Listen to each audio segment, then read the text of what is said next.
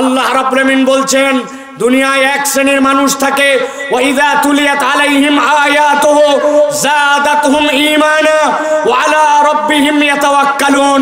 যেই মানুষের অন্তরের মধ্যে কোরআনের মহব্বত আছে, ঈমানের মহব্বত আছে, আল্লাহকে ভালোবাসে, কোরআনের মাহফিলকে ভালোবাসে, তাদের সামনে যখন কোরআনুল কারীমের আয়াত তেলাওয়াত করা হয়, আল্লাহ বলছেন তাদের ঈমান বেড়ে যায়, এমন বাড়ে আল্লাহ ছাড়া তারা কারো প্রতি ভরসা করে না।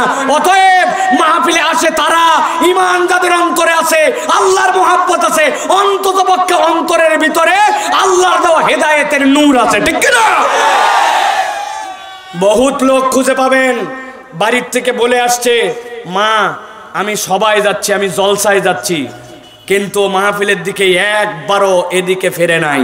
ও 10 বন্ধু মিলে বিড়ি খায়, আছে না ভাই? পাপড় খায়, আছে না ভাই? ভালো করে বোঝেন, আপনি সব বোঝেন কিন্তু এইটা বোঝেন না কেন? আপনি বিয়ে শাদীর মাহফিলে গেছেন, 2 বাস ভর্তি করে বরযাত্রী, কয় বাস? আর মাই করো একটা, কয় মাই করো? কার একটা, তাহলে টোটাল গাড়ি কয়টা?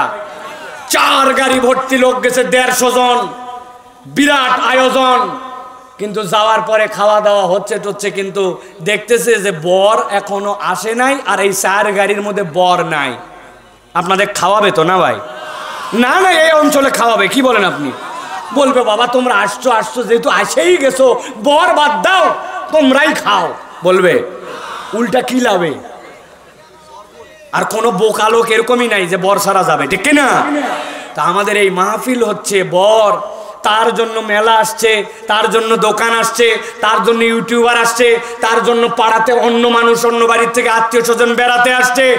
আপনি এমন বরযাত্রী, আপনি একবার মাহফিলের দিকে মুখ করলেন না, আর আপনি মাহফিলের ওসিলায় আত্মীয় খাওয়ান, বাজার করেন, গরুর গোশত রান্না করেন, ঘোরাফেরা করেন, আড্ডা মারেন, দোকানদারি করেন। আমি তো বলি প্রধান বক্তা ওঠার পরে এলাকায় যারা মাহফিলের জন্য দোকান নিয়ে আসছেন, ওই দোকানদারি করাও জায়েজ নাই, ঠিক না? বেটা তোমার মাহফিলের জন্য দোকানদারি, দোকানের জন্য মাহফিল না। মানে 5টা বড় দোকান এই উপলক্ষে মাহফিল, তাই এখানে?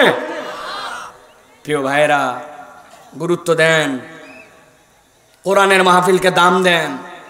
আল্লাহ রাব্বুল আমিন আমাদের জীবন পরিবর্তন করে দিতে পারেন। প্রিয় ভাইরা, আল্লাহ রাব্বুল আমিন আমাদের সকলকে আসার যে তৌফিক দান করলেন, এজন্য আমরা আল্লাহর কাছে কৃতজ্ঞ হয়ে পড়ছি, আলহামদুলিল্লাহ। আমি আশফাকুজ্জামান খান রনি ভাইয়ের বক্তব্য শুনে মনে করতেছিলাম এই লোক তো অল্প দিনের মধ্যে আমাদের সাথে প্রতিদ্বন্দ্বে এসে যাবে, ওয়াজে নামলে খারাপ করবে না কিন্তু, ঠিক না ভাই? এত গোছানো কথাবার্তা, কি বলেন ভাই? না, কোরআন হাদিস দিয়ে কি চমৎকার কথা বলেছে ভাই। আল্লাহ রাব্বুল আমিন তার যোগ্যতা আরো বাড়ায় দে। উনি সেই লোক, এখান থেকে পরিমরি করে চলে গেছে সেই আকিজের মাহফিলে, সাইফুল্লাহ ভাই বাদ মাগরিব বয়ান, উনার হুঁশ নাই, একবারে লাফায় যায়। এখান থেকে চলে গেছে বেনাপোলে, যাওয়ার পর স্টেজে ওঠে নাই, সামনে বসে ওয়াজ শুনে আসছে। আজকে অনেক দিন পর পাশে বসার সুযোগ পাইছে, আলহামদুলিল্লাহ। তো প্রিয় ভাইয়েরা, আমরা কোরআন থেকে কিছু কথা শুনতে চাই, রাজি আছেন তো আপনারা? আমি 2 পর্বে আপনাদের কাছে কথা বলবো, তবে আমার কথার ধরন যারা এর আগে শুনেছেন তারা জানেন আমার ধরন একটু আলাদাভাবে আমি কথা বলি। এই জন্য আমার কথাগুলো আপনাকে অন্তর দিয়ে রিসিভ করতে হবে, প্রত্যেক পর্ব বুঝতে হবে, বুঝলে আমরা মূল আলোচনাটা আমাদের কাছে ক্লিয়ার হবে। আমি 2 পর্বে আপনাদের কাছে কিছু কথা বলবো। প্রথম পর্ব হচ্ছে নবী করিম সাল্লাল্লাহু আলাইহি ওয়াসাল্লাম যেই সময়ে এই দুনিয়ায় এসেছিলেন, ওই যুগটাকে বলা হতো আইয়ামে জাহেলিয়াত। কি বলা হতো? একটা মুখ বন্ধ থাকা চলবে না, ঠোঁট আছে যার কথা হবে তার, ঠোঁট নাই যার কথা নাই তার। আস্তে বলবেন, জোরে বলতে বলি নাই, কিন্তু বুঝে সুঝে আপনাকে উত্তর দিতে হবে। ওই যুগকে কি বলা হতো? আইয়াম মানে যুগ, জাহেলিয়াত মানে অন্ধকার।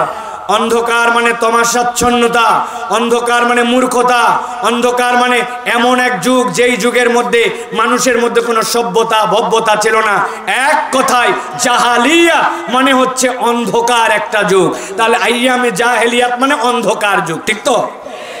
এখন ওই যুগকে কেন অন্ধকার যুগ বলা হতো? ওই যুগকে অন্ধকার যুগ এজন্য বলা হতো যে দিনের বেলা ছিল সূর্যের আলো, দিনের বেলা সব কিছু ফকফকা দেখা যেত, কিন্তু তাদের সেই সময় বিদ্যুৎ ছিল না, তাদের সেই সময় সৌর বিদ্যুৎ ছিল না, পল্লী বিদ্যুৎ ছিল না, জেনারেটর ছিল না, রাত্রেবেলা তাদের কোনো আলো ছিল না। দিনের বেলা আলো, রাত্রেবেলা অমানিসার কালো। এই জন্য ওই যুগকে বলা হতো আইয়ামে জাহেলিয়াত। তাই তাই না?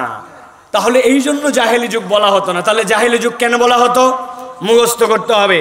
পৃথিবীর সকল সিরাহবিদ, সকল মুহাদ্দিসিনে কেরাম প্রামাণ্যতার ভিত্তিতে বর্ণনা করেছেন জাহেলি যুগ বলা হতো 5টা কারণে। কয়টা? 5টা। মিলান। 1 নম্বরে ওই যুগকে জাহেলি যুগ বলা হতো, 1 নম্বর কারণ ছিল সেই যুগে মানুষজন কোনো নারীকে সম্মান দিত না। নারী ছিল একটা ভোগ্য পণ্যের মতো। তার না ছিল সামাজিক অধিকার, না ছিল তার সম্পত্তিতে অধিকার, না ছিল তার কোনো অধিকার। এমনকি আল্লাহ কোরআনে বলেছেন কাফের মুশরিকদেরকে যখন জাহান্নামে নিক্ষেপ করা হবে তখনও জিজ্ঞাসা করা হবে ওয়াইদাল মাউউদাতু সুইলাত বিআইয়ি যামবিন কুতিলাত, কোন কারণে ছোট্ট ছোট্ট শিশুদেরকে, কন্যাদেরকে হত্যা করেছিলে। তার মানে ওই যুগে নারীদের কোনো ইজ্জত, সম্মান, এলাকার মধ্যে কোনো দাম, সম্পত্তিতে অধিকার, মানবিক মূল্য কোনো কিচ্ছু ছিল না। এটা ছিল 1 নম্বর কারণ। মুখস্থ থাকবে তো? আমি কিন্তু সময় মতো জিজ্ঞাসা করব আবার, বিশেষ করে যেগুলো যুবক তরুণ আছে, মুরব্বীদেরকে ধরবো না, কারণ ওনাদের মেমোরি শেষ। আমাদের ইয়াংদেরকে ধরতে হবে। রেডি তো সবাই? 1 নম্বর এইটা। 2 নম্বর, ওই যুগে কোনো এতিমদেরকে তারা সম্মান দিত না। এতিমদের সাথে আচরণ এরকম ছিল, কেউ যদি এতিম হতো ওরা খুশি হয়ে যেত, আরে পাইছি রে, ওরে ঠেকানোর কেউ নাই, ওর সম্পদ নিয়ে খাও, ভাগে খাও, ওরে বঞ্চিত করো, প্রয়োজনে কোনো কৌশলে তাকে অন্যের কাছে গোলাম হিসেবে বিক্রি করে দাও। এতিম হওয়া মানে ওরা বুঝছে যে এইটার মালিকানা আমার। এতিমের কোনো দাম ছিল। 3 নম্বরে ওই যুগে সবচেয়ে নিকৃষ্টতম আরেকটা কালচার ছিল, সেটা হচ্ছে ডাকাতি করা। এবং তাদের একটা ডায়লগ ছিল জোর যার মুল্লুক তার। ভাই যশোর অঞ্চলে এই ডায়লগ আছে ভাই? কি বলে ভাই? একবার বলেন তো সবাই, কি বলে? জোর যার, মানে আপনার ক্ষমতা আছে, আপনার পাওয়ার আছে, ইউ ক্যান ডু এনিথিং। আপনাকে কেউ ধরার নাই। আপনি দেশের টাকা বিদেশে পাচার করবেন, আপনি দেশের টাকা নিয়ে কানাডায় বাড়ি বানাবেন, আপনি এক সেতু বানানোর সময় 30টা সেতুর টাকা খরচ করবেন। রাস্তায় যেখানে দেওয়ার কথা রড, ওই জায়গায় দিবেন বাঁশ। যেই জায়গায় দেওয়ার কথা আপনার জন্য খোয়া, ওই জায়গায় দিবেন আপনি বালু। আপনার যা মন চায় আপনি তাই করতে পারবেন, আপনি আপনার বাপের দেশ বানাবেন। এইটা হচ্ছে 3 নম্বর কারণ। বেশি দূরে ঠিক বলেন না, আমি ওই সময়ের কথা বলতেছি। হ্যাঁ, জায়গা মতো মিলানো হবে, ভালো করে আগে খেয়াল রাখেন। জোর যার মুল্লুক তার, এটা 3 নম্বর কারণ। 4 নম্বরে ওই যুগের মানুষেরা চূড়ান্ত যুদ্ধবাজ ছিল। ঘটনা অঘটনা কোনো ছুতা কিছু লাগতো না, বিনা কারণেও তারা যুদ্ধ করত। কেমন যুদ্ধবাজ ছিল? ইতিহাসে একটা ঘটনা আসছে, একজন লোক তার একটা উট নিয়ে একটা পাহাড়ের কোণা, যেই জায়গাতে কিছু ঘাস আছে সেখানে তাকে খাওয়াতে দিছে।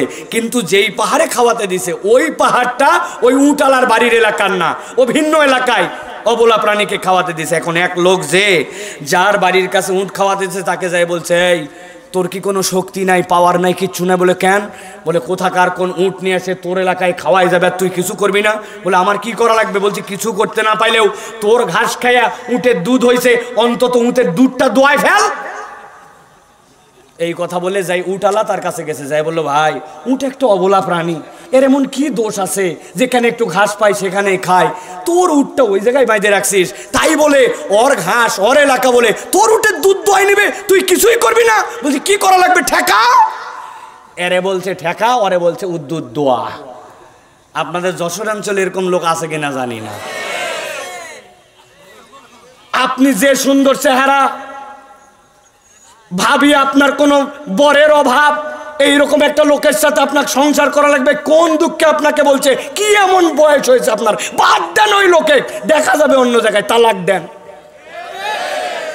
আবার ভাইরে পাম মারে, হ্যাঁ আল্লাহ আপনার কামাই কম দিছে না, এমন কি বয়স হয়েছে, ভিটা মাটির কি অভাব আছে নাকি? এরকম একটা দাজ্জাল মার্কা বউ নিয়ে আপনাকে কে সংসার করতে বলছে? বহু মহিলা আপনার জন্য অপেক্ষা করছে, ওটা বাদ দেন। আছে কিনা ভাই? খিলিক দিয়ে এক যুদ্ধ লাগাইছে, 100 বছর যুদ্ধ হয়েছে, 100 বছর। এই যুদ্ধে হাজার হাজার লোক মারা গেছে। এইটা ছিল তাদের চূড়ান্ত যুদ্ধবাজ। 4 নম্বর কারণ, আমি কিন্তু ধরবো আপনাদেরকে, যে কোনো একজনকে দাঁড় করায়া, বুঝেও আর শোনেন। 5 নম্বরে, ওই সময়ের মানুষেরা ছিল চূড়ান্ত রকমের জাহেল। সেই জাহেলতের সবচেয়ে বড় দিক ছিল তারা ছিল মূর্তি পূজারী। মূর্তি পূজার লেভেলটা এমন ছিল, এই কথা বলাটা বোঝানোর জন্য বলা, কিন্তু তারপরেও বোঝানোর জন্য আপনাদের কাছে বলছে, এই কথা না বলাই উত্তম আমাদের জন্য। ওই সময়ের অবস্থা এমন হয়েছিল, যত কাল্লা তত আল্লাহ। নাউজুবিল্লাহ বলবেন না? মানে যতগুলা মানুষ, প্রত্যেক মানুষের একটা করে ইলাহ আছে। নাউজুবিল্লাহ, আমার কথা নয়। হযরত ওমর ফারুক রাদিয়াল্লাহু তাআলা বলছেন, জাহেলি যুগে আমরা কেমন বোকা ছিলাম জানো? বলে কেমন?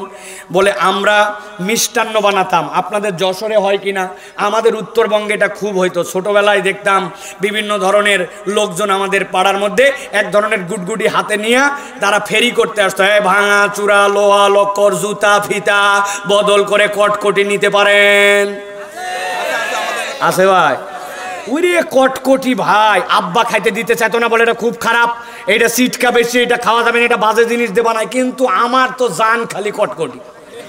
আপনাদের ভাই কটকটি নিয়ে একবার গালের মধ্যে লাগায় রাখলে সারাদিন পার হয়ে যেত, চিটকা কটকটি, ঠিক না? ওমরে ফারুক রাদিয়াল্লাহু তাআলা বলছেন, আমাদের সময়ও মক্কাতে আমরা কিছু মিষ্টান্ন বানাতাম। এখন আমরা সুন্দর করে মিষ্টান্ন বানাইছি, বানায় একটা রূপ দিছি, একটা মূর্তি বানাইছি, বানায়া নিজের হাতে বানানো কটকটিকে বলছি তুই আমার ইলাহ। এরপরে বগলে করে নিছি, নিয়ে চলে গেছি বাহিরে। যাওয়ার পরে যখন দুপুর হয়ে গেছে, ছাগল চড়াতে গেছি, ভেড়া চড়াতে গেছি, মরুভূমিতে কাজে গেছি, এমন ক্ষুধা লাগছে, কোনো খাবার নাই।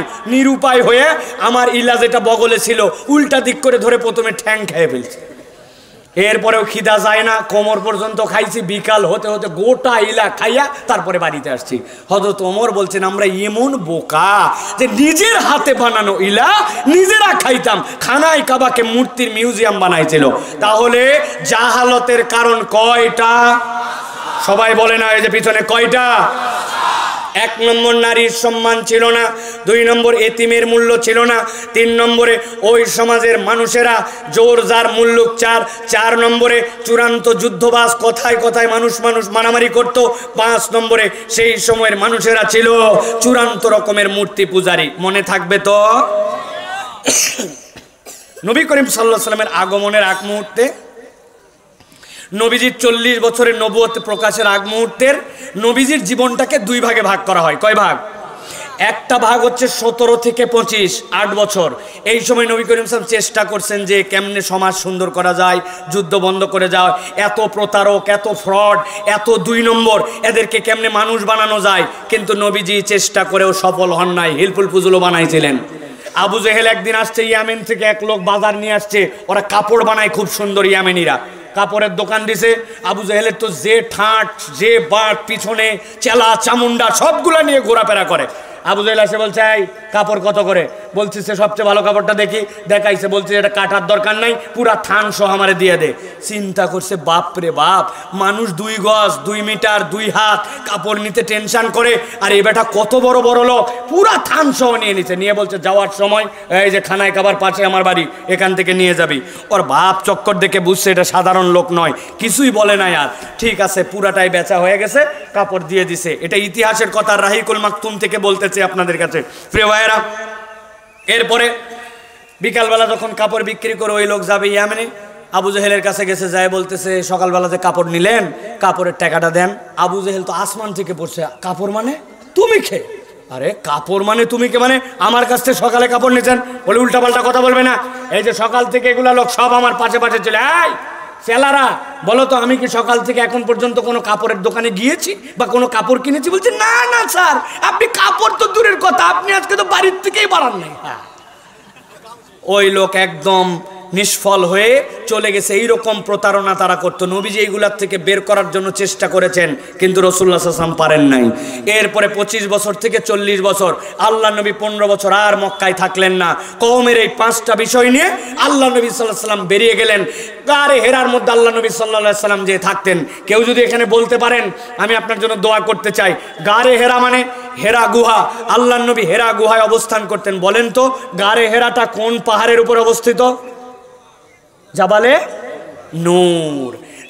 জাবাল মানে পাহাড়, নূর মানে আলো, আলোর পাহাড়ের উপরে গারে হেরা।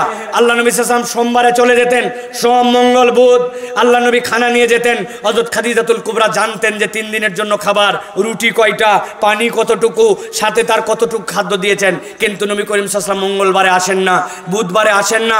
খাদিজাতুল কুবরা অস্থির হয়ে যেতেন। খাদিজা রাদিয়াল্লাহু তাআলা বয়স তখন 54, আল্লাহ নবীর বয়স তখন 39। খাদিজাতুল কুবরা রাদিয়াল্লাহু তাআলা আনহা ওই সময়ে খাবার নিয়ে আল্লাহর নবীর কাছে 8 কিলোমিটার পথ মক্কা থেকে পার করে ওই 2600 ফুট এবড়ো থেবড়ো পাহাড় অতিক্রম করে আল্লাহর নবীর কাছে খাবার পৌঁছায় দিতেন। দুনিয়ায় যত কে আশেকে রসুলের নিদর্শন আর আইডল হতে চায়, আপনার এই সকল ভক্কর কথায় আশেকে রসুল হওয়া যাবে না। আশেকে রসুলের নমুনা হচ্ছে খাদিজাতুল কুবরা রাদিয়াল্লাহু তাআলা আনহা, ঠিক কিনা? খাদিজাতুল কুবরা রাদিয়াল্লাহু তাআলা আনহা এরকম করে খাবার পৌঁছায় দিতেন। আল্লাহ নবী এখানে 15 বছর ধরে ভাবতেছেন। আল্লাহ নবী সাল্লাল্লাহু আলাইহি ওয়াসাল্লামের বয়স যখন 40 বছর, হঠাৎ করে একদিন সন্ধ্যার আগ মুহূর্তে আল্লাহ নবীর কাছে জিবরাইল আমিন চলে আসলেন। আসার পরে আল্লাহ নবীকে বললেন, ইন্নী বুইস্তু মিনাল্লাহ, আমি আল্লাহর পক্ষ থেকে আপনার কাছে এসেছি। এমনি এমনি আসি নাই, আল্লাহ রাব্বুল আমিন আপনাকে নবী হিসাবে প্রকাশিত হওয়ার জন্য আদেশ করেছেন। আর আল্লাহর পক্ষ থেকে আমি ওহী নিয়ে এসেছি। সাথে সাথে জিবরাইল আমিন নবীজিকে বললেন, ইকরা, আল্লাহ রাব্বুল আলামিন আপনাকে ওহী দিয়েছেন, ইকরা, আপনি পাঠ করুন। আল্লাহ নবী বললেন, মা না বেকারিন, আমি তো পড়তে পারবো না। এরপরে আবার জিবরাইল আমিন আল্লাহ নবী সাল্লাল্লাহু আলাইহি ওয়াসাল্লামকে চাপ দিলেন। চাপ দেওয়ার পরে বলেন, ইকরা। নবী বললেন, মা না বেকারিন, আমি তো পড়তে পারবো না। 3 নম্বর বারে যখন চাপ দিলেন জিবরাইল আমিন আল্লাহ নবীকে বুকের সাথে বুক লাগায় চাপ দিয়ে জিবরাইল আমিন ওহির 5টা আয়াত আল্লাহ নবীর কাছে দিয়ে দিলেন। ইকরা বিসমি রাব্বিকাল্লাযী খলাক, খলাকাল ইনসানা মিন আলাক, ইকরা ওয়া রাব্বুকাল আকরাম আল্লাযী আল্লামা বিল কলাম। আল্লাহ নবীর সাথে সাথে পড়ে ফেললেন। পড়ার পর আল্লাহ নবী দ্রুত বেগে নিচে নেমে আসলেন। আসার পরে খাদিজাতুল কুবরা রাদিয়াল্লাহু তাআলা আনহার ঘরের মধ্যে চলে গেলেন। যাওয়ার পরে হালকা করে কেবল বর্ণনা করেছেন, বর্ণনা করে বলছেন, খাদিজা, আমি তো বিরাট ভয় পেয়ে গেছি, গায়ে হাত দিয়ে দেখো আমার জ্বর এসে গেছে, কম্বল দিয়ে আমাকে ঢাকায় দাও। খাদিজা বললেন, বাকি কথা আপনার সাথে পরে হবে, তবে একটা কথা কেবল আপনাকে বলে রাখি, ওয়াল্লাহি লা ইউখজিকাল্লাহ, আল্লাহর কসম করে বলতেছে, আল্লাহ রাব্বুল আমিন আপনাকে কখনো বেইজ্জত করবেন না। আপনার মতো ভালো মানুষ যার 3টা গুণ আছে, এই মানুষকে রব্বুল আলামিন বেইজ্জত করবেন না। আপনি এখন আরাম করেন। অন্তত যশোরের মানুষেরা ভালো করে খেয়াল করেন, এই যে আল্লাহর নবীর ওহী নাজিলের শুরু থেকে এই যে 2 মিনিট আপনার কাছে যেই কথাগুলি বললাম, জিবরাইল আমিন আসা থেকে খাদিজাতুল কুবরার ঘর পর্যন্ত, বুঝে থাকলে বলেন তো এই কথাটা কি জীবনের প্রথম আজকে শুনলেন, নাকি এর আগে অনেকবার এই কথা আপনি শুনেছেন? বহুবার আপনি এই কথা শুনেছেন। তাহলে জানা কথা, শোনা কথা কেন আপনার কাছে আমি আবার বলতে গেলাম? প্রিয় ভাইয়েরা ভালো করে খেয়াল করেন, এই কথা আপনি অনেকবার শুনেছেন, এই কথা আপনার জানা, কিন্তু কখনো হয়তো বা এই কথা চিন্তা করেন নাই। আল্লাহ নবী জাহেলি যুগের 5টা বিষয় নিয়ে ওই গারে হিরায় ভাবছিলেন, কিন্তু আল্লাহ নবীর প্রতি ওহী আসলো। আল্লাহ নবীকে বলা হলো, হে নবী আপনি পাঠ করুন। আল্লাহ নবীর কাছে যদি এইরকম ওহী আসতো, ও রাসূল আপনাকে নবুয়ত দেওয়া হলো, আর দীর্ঘ সময় ধরে আপনি ভাবতেছেন এই কমকে কেমনে মূর্তি পূজা থেকে মুক্ত করা যায়, আপনাকে তরিকা বলে দেওয়া হলো, জান এইভাবে যে আপনি দাওয়াতের কাজ করেন।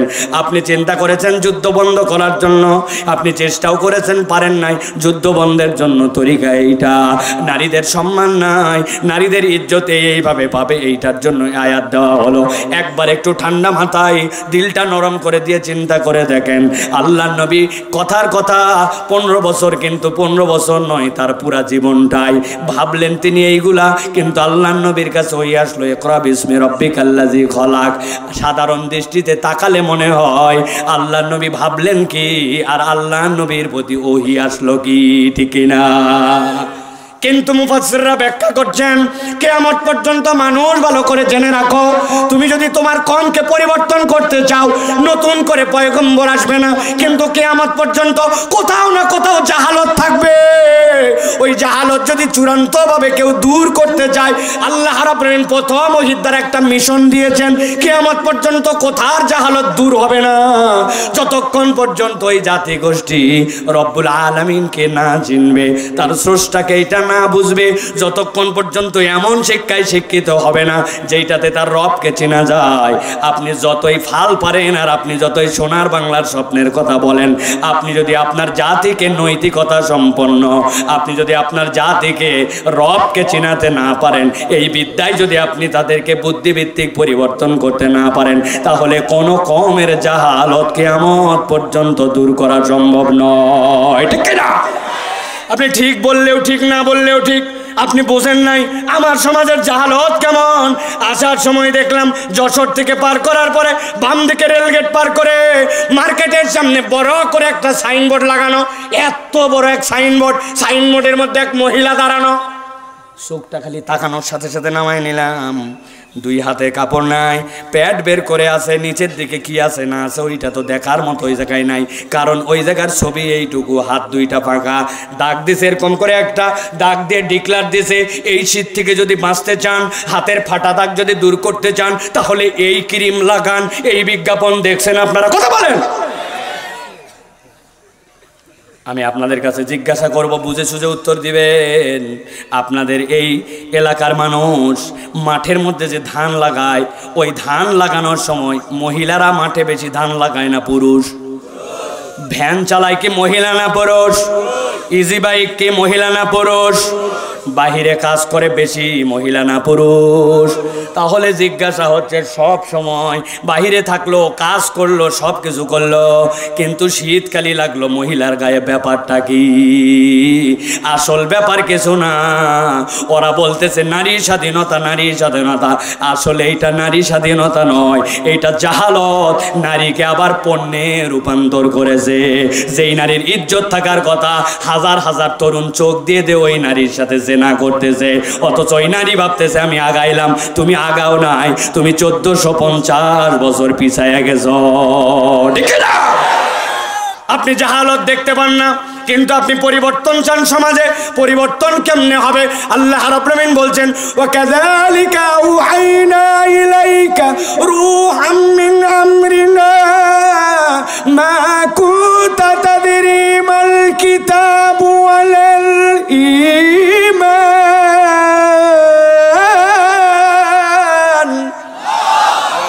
ভালো করে খেয়াল করেন, গভীর মনোযোগ।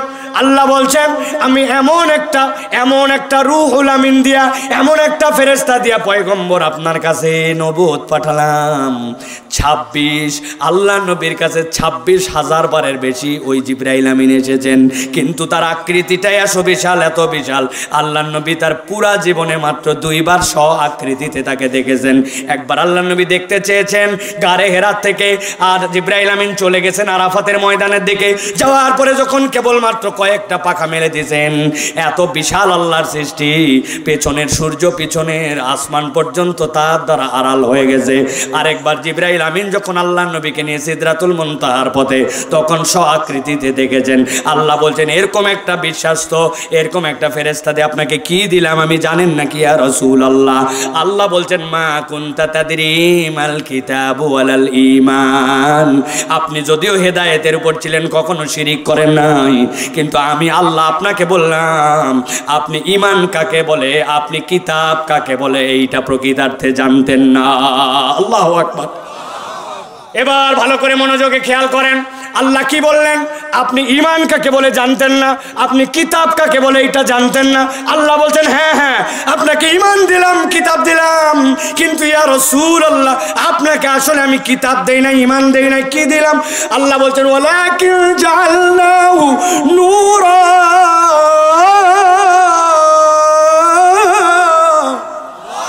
ও আমার হাবিব, আমি মূলত আপনাকে দিলাম নূর। যেইটাকে আপনি কিতাব দেখতেছেন, যেইটাকে আপনি ঈমান দেখতেছেন, আমি আল্লাহ বললাম ওই কিতাব আর ওই ঈমান হচ্ছে আপনার জন্য আল্লাহর পক্ষ থেকে আলো। সুবহানাল্লাহ। একসাথে বলতে হবে। তাহলে কোরআন হচ্ছে আমাদের জন্য কি? বলেন নাই সবাই, সবাই একসাথে বলেন কোরআন আমাদের জন্য কি? লাস্ট একটা সুযোগ দিলাম, দাঁড়ায় আছেন যারা ডানে বামে, একটা মুখ বন্ধ থাকবে না, বলেন কোরআন তাহলে আমাদের জন্য কি? চিন্তা করতেছেন হুজুর বোধহয় মাহফিল জমানোর জন্য এত জোরে বের করতেছে। জি না, মাহফিল জমানো আমার টার্গেট না। শুধু ইউটিউবার কয়টা থাকলেও আমি পুরা ওয়াজ করে যাব, শুধু মাইকালা থাকলেও পুরা বলে যাব। আবার যদি লোক ওই আকিজের মতো 15 লক্ষ হয় তাও যা বলবো, আজকেও তাই বলবো। প্ল্যানিং। খালি টাকা কামাই করার জন্য আমি আসি নাই, ভালো করে মনে রাখেন। এই জন্য আপনার কাছে এই যে জোরে করে বলাইছে, এইটার একটা প্ল্যান আছে আমার। কি প্ল্যান? আপনাদের এলাকায় বিদ্যুৎ যায়, লোডশেডিং হয়, সন্ধ্যার পর মাঝে মাঝে কারেন্ট যায়। এখন থেকে বুদ্ধি শিখাই দিব, যেই কারেন্ট চলে যাবে সাথে সাথে কোরআন শরীফ আপনি খুলবেন, খুলে এরকম করে বাইর করে ফ্রিজের উপর রেখে দিবেন, সোফার টেবিলের উপর রেখে দিবেন, রান্নাঘরে যদি মা বোন রান্না করে রান্নাঘরে রেখে দিবেন। তাহলে দেখবেন আপনার বাড়ি ফকফকা আলো। কি আবার না, একটু আগেই বলছেন কোরআন নূর কোরআন আলো, আবার এখন বলতেছেন না, একই মুখে কয় কথা। হ্যাঁ, ওই যে বললাম আপনাকে জোরে বলাইছি, তার পিছনে আমার কারণ আছে। আল্লাহ বলছেন ওয়ালাকিন জাআলনাহু নূরা, তবে এই নূর তুমি যেইটাকে মনে করো এই আলো সেই আলো নয়, এই আলোর একটা ব্যাখ্যা আছে, ঠিক কি না? এখানে এরকম কোন লোক যদি থাকেন ক্যান্ডিডেট, একজন হাত তুলবেন। জীবনে যার হাত ভাঙছে, পা ভাঙছে অথবা মাথা ভাঙছে, জীবনে একবার এক্সরে করা লাগছে, জীবনে একবার এমআরআই করা লাগছে, জীবনে একবার সিটি স্ক্যান করা লাগছে, বুকের মধ্যে কফ জমে গেছিল, ডাক্তার আপনাকে এক্সরে করাইছিল, এরকম কোনো বেটা যদি থাকেন হাত তোলেন। জীবনে হাত পা ভাঙছে, মাথা ভাঙছে, এক্সরে করা লাগছে, লোক নাই, ওরে বাবারে হাত নামান, এত লোক দরকার নাই। গেছে এক্সরে রুমে, যাওয়ার পরে বলছে শোনেন আমরা বের হয়ে যাচ্ছি, তবে বলে যাচ্ছি যখন আপনাকে জোরে করে নিঃশ্বাস টানে আপনাকে দম বন্ধ করতে বলবো তখন কিন্তু দম বন্ধ করবেন, আবার যখন ছাড়তে বলবো তখন ছাড়বেন। ওই লোককে খালি গা করা এরকম করে বুক লাগায় দিয়েছে, দিয়ে বলছে এখন জোরে করে নিঃশ্বাস নিয়ে দম আটকায় রাখেন, এখন দম ছাড়েন, বেরিয়ে আসেন। আরে 3 সেকেন্ড হয় নাই, দম টানেন, দম ছাড়েন, বেরিয়ে আসেন। খানিকক্ষণ পরে বলছে হয়ে গেছে, এই দেখেন কি ঘটনা ঘটে গেছে।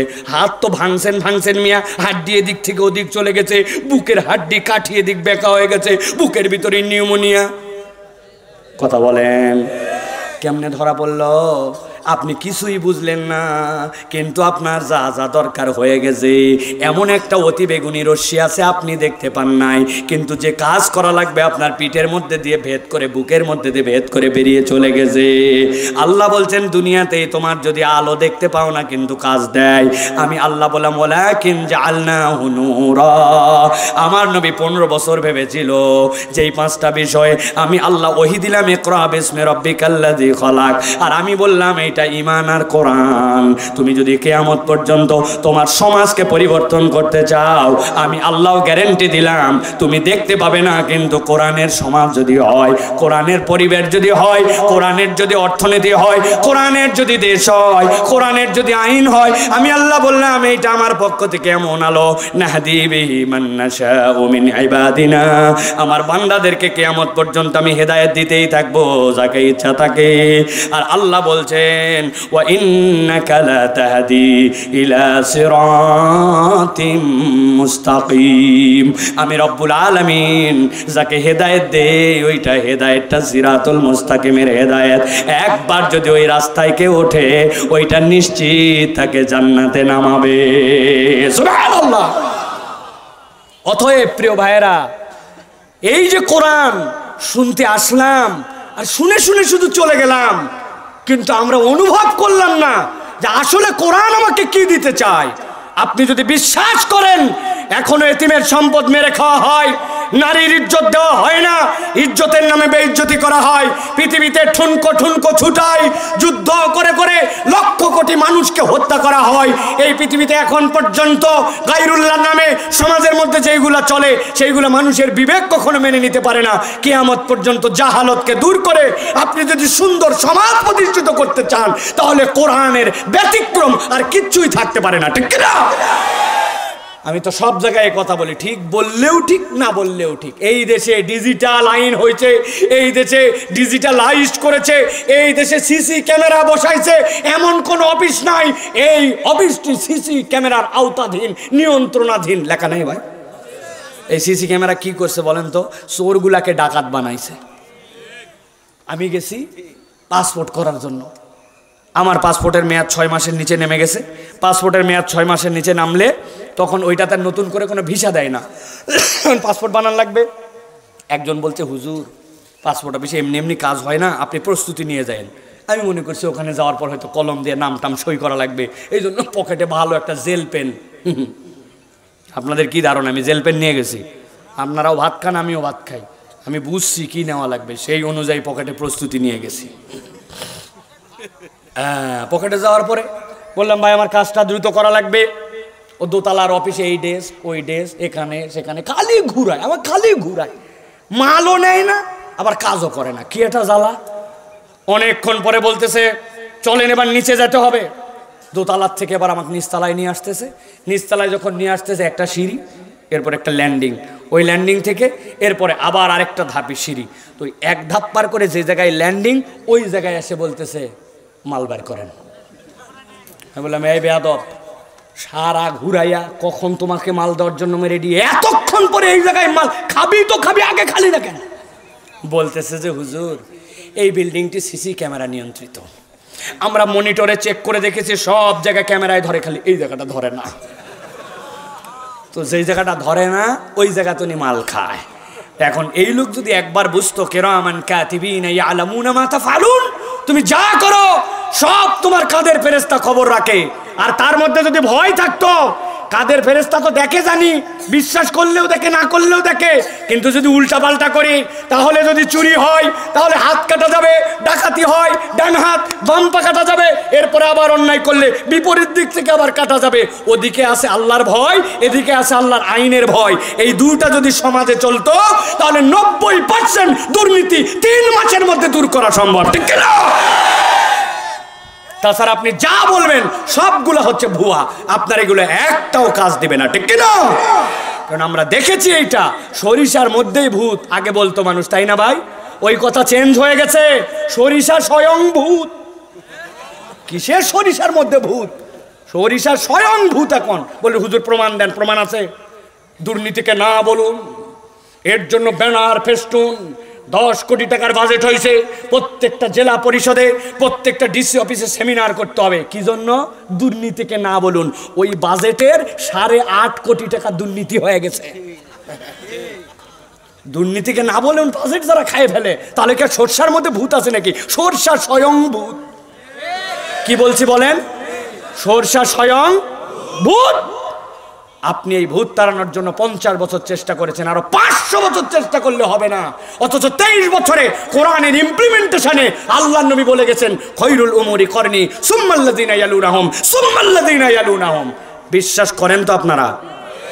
করেন তো আপনারা? আল্লাহ আমাদেরকে বোঝার তৌফিক দান করবেন, আল্লাহুম্মা আমিন। এখন জিজ্ঞাসা হচ্ছে হুজুর বিশ্বাস তো করি কিন্তু কাজ হয় না কেন? বলবো বলবো একটা ঘটনা কেবল বলবো, তাহলে আপনাদের কাছে বিশ্বাস করেন এটার ব্রেন স্ট্রিমিং হয়ে যাবে। যুবকরা মুখস্থ করে রাখো। আমার মাহফিল ছিল ঝিনাইদাতে, ঢাকায় থাকে আমি, মানিকগঞ্জ দিয়ে পার হয়ে পদ্মা পার হয়ে ঝিনেদা যাবো ওই পারে। এখন ঝিনেদা যাওয়ার সময় মধ্যে বাচ্ছে পদ্মা নেতু নদী, ফেরিতে করে পার হব। আসরের ওয়াক্ত ক্লোজ, কাছাকাছি। আমি ফেরিতে উঠছি, উঠে গাড়ির থেকে কোনো রকম লাভ দিয়ে নামে অজু ছিল, চলে গেছি ফেরির সাথে। যারা আপনারা ফেরি পার হয়েছেন জানবেন ফেরির সাথে নামাজের জায়গা দেওয়া থাকে, থাকে না ভাই? মাস্টার রুমের পিছনেই ফেরিতে নামাজের জায়গা। যাওয়ার পরে আমি মোবাইল বের করলাম, মোবাইল বের করে মোবাইল দেখে সুন্দর করে দেখলাম মোবাইলের মধ্যে থেকে আমার এই যে কম্পাস দেখলাম, দেখে কেবলা দেখে, আপনাদের কেবলাই দিকে না ভাই? নামাজ পড়ে ফেললাম, নামাজ 2 রাকাত আদায় করে ফেলেছি। আদায় করে চুপচাপ বসে আছে। একটু ডান পাশে দেখে এক মুরব্বী আছে, এই মুরব্বী আমার দিকে এইরকম করে তাকায় আছে। আমি একবার চোখ ফিরাই নিছি, চোখ পড়ে গেছে। আবার খানিকক্ষণ পরে চিন্তা করলাম মুরব্বী কি এখনও তাকায় আছে না বাদ দিছে, একটু চোখ বাঁকা করে দেখবো বাবা। মুরব্বী তখনও তাকায়। আমি আর চোখ না ঘুরাই মুরব্বীকে সালাম দেওয়া, আসসালামু আলাইকুম চাচা, কি ব্যাপার, আপনি আমার দিকে তাকায় আছেন, কিছু বলবেন? বলছে কি আর বলবো বাবা, তুমি তো অবাক করে দিছো। আমি চিন্তা করলাম হুজুরদের যে দোষ, কি করে আবার অবাক করলাম আল্লাহ। হুজুরদের দোষের কোনো শেষ আছে ভাই? হুজুর যদি জোরে হাঁটে বলতে এরে খিদা, হুজুর যদি আস্তে হাঁটে বলছে ওভারলোড, আছে না ভাই? হুজুরদের গেলে দোষ আর দোষ, জোরে গেলে দোষ, আস্তে গেলে দোষ, হুজুরের দোষ। আমি বললাম ভাই কি হয়েছে চাচা? বলতেছে বাবা তোমার আগে আমিও এখানে নামাজ পড়ার জন্য আসছিলাম, আসার পরে এখন আমি আসরের নামাজ পড়বো, কেবলা ঠিক করতে পারতেছি না। একজনকে জিজ্ঞাসা করলাম বাবা কেবলা কোন দিক, পশ্চিম কোন দিক? একজন বললো চাচা এদিক। আমার সন্দেহ লাগলো এদিক কেবলা হবে। আরেকজনকে জিজ্ঞাসা করলাম বাবা কেবলা কোন দিক? বলছে এদিক। 30 সাংঘাতিক, 3 সেকেন্ডের মধ্যে কেবলা এদিক থেকে যায় কেমনে? বুঝলাম এই দুইজনই তো একটা হাত আন্দাজে বলে দিছে। আর ফেরির এক লোককে বললাম বাবা কেবলা কোন দিক? বলছে চাচা এদিক। চিন্তা করলাম যা আছে কপালে 2 দিকের মধ্যেই পড়ি। 2 রাকাত নামাজ পড়ছি বাবা, কিন্তু তোমাকে দেখলাম কোনো জিজ্ঞাসা নাই, কিছু নাই, আসলে আর আমি যেদিক নামাজ পড়ছি ওদিকেই নামাজ পড়ে ফেললে, কি আশ্চর্য কথা, কেমনে কি? বললাম ও চাচা কেবল একটু জানে পানি আসলো। আমি মনে করছি কি না কি অপরাধ আমি করছি চাচা। ও কেবলা ঠিক করা চাচা কোনো ব্যাপারই না। আমার মোবাইলে একটা কম্পাস আছে, কম্পাসের ধর্ম উত্তর দক্ষিণ আর তার বিপরীত পূর্ব পশ্চিম। আমরা খানায় কাবার থেকে পূর্ব দিকে, এই জন্য আমরা খানায় কাবা আমাদের কিবলা, কিন্তু দিক আমাদের পশ্চিম। এ বাইর করা 1 2। বলছিস বাবা আমিও সারা দেশ সফর করি, বিভিন্ন জায়গায় নামাজ পড়া লাগে, তুমি কি আমাকে একটুখানি তাহলে ব্যবস্থা করে দিতে পারো কিনা? আমি তো বিরাট সুযোগ পাইছি, আর দাল্লু আলাল খাইরি কাফাইলি, কেউ যদি কল্যাণের রাস্তা দেখায় পিছনে যারাই আসবে সবাই সোয়াব পাবে, তার সোয়াব সে পেয়ে যাবে। আমি চিন্তা করলাম বিরাট চান্স। আমি বললাম চাচা কোনো ব্যাপারই না, আমার ইন্টারনেট আছে, হটস্পট আছে, সব আছে, আপনাকে এক্ষুনি এটা উঠায় দিয়া সেট করে কেমনে ব্যবহার করতে হয় 2 মিনিটের মধ্যে দেখায় দিয়ে আমি আপনাকে ঠিক করে দিচ্ছি সব। চাচা তো খুশিতে গদগদ। আমি বললাম চাচা আপনার মোবাইলটা দেন। চাচা পকেটের থেকে চেন খুলে পকেটের থেকে মোবাইল বাইর করে আমার হাতের মধ্যে দিয়ে দিছে। এতক্ষণ চাচা ছিল অবাক, এখন মোবাইল হাতে নিয়ে দেখে আমি নোকিয়া 3220, নোকিয়া 1110। এখন বুঝে থাকলে বলেন তো ভাই, আপনারা যে হাসে দিলেন, হাসার কারণ কি? আপনারা বুঝে ফেলছেন যে এই বাটন মোবাইলে গুগল প্লে স্টোর নাই। কথা বলেন। আচ্ছা ওই মুরব্বী চাচা দাঁত নাই, উনি যদি ঠিক বলে, উনি এই গুগলের কি বুঝতেছে? যুবকরা বলো ভাই, এইটাতে কি কোনো অ্যাপস ইনস্টল করা যাবে? ডাউনলোড দেওয়া যাবে? ভালো করে বোঝো, ভালো করে বোঝো, হাসানোর জন্য বলি নাই। আল্লাহ রাব্বুল আলামিন পরিবর্তন দিবেন কোরআন দিয়া। কোরআন কোরআনের জায়গায় নূর হিসাবে আছে, আল্লাহর ঈমান আল্লাহর কোরআন কোরআনের জায়গায় আছে। আমরা ওয়াজ শুনি, কিন্তু আমাদের ওয়াজ শোনাটা হচ্ছে বাটন মোবাইলের মতো। আমি আমাকে নিজে প্রস্তুত করি নাই যে আমি ওইটা আমার জীবনে ইনস্টল করে নিব। আমরা যদি ইনস্টল না করতে পারি, তাহলে আপনি যেরকম হেসেছেন বাটন মোবাইলের কথা শুনে, তাবৎ পৃথিবীর সৃষ্টি এত কোরআন আলোচনা করার পরেও যখন মুসলমান কোরআন গ্রহণ করে না, তখন এই সৃষ্টিরা উপহাস করে, ঠিক কিনা? আজকের থেকে সিদ্ধান্ত নেন, কোরআনের কোনো সমস্যা নাই, সমস্যা আমাদের। আমরা বাটন মোবাইল হয়ে আছি, ঠিক কিনা? আমাদের জীবন পরিবর্তন করার সিদ্ধান্ত নিতে হবে। রাজি আছেন তো আপনারা? অনেকেই ভাবতেছেন বাপ রে বাপ, প্রায় 40 মিনিট 44 মিনিট হয়ে গেছে, ওয়াজ তো বিরাট ভাবে শুরু হয়ে গেছে। জি না, ওয়াজ এখনো শুরু হয়নি, কেবল একটু বাউন্ডারি দিলাম, আয়াল দিলাম। আয়াল কি দিলাম? বলছি না 2 পর্বে কথা বলবো। আমার ওয়াজ যারা এর আগে শুনেছেন তারা জানেন আমার ওয়াজের আয়াল আছে। বেশিরভাগ ওয়াজ আমরা শুনি কোথায় শুরু কোথায় শেষ কিচ্ছু জানলাম না।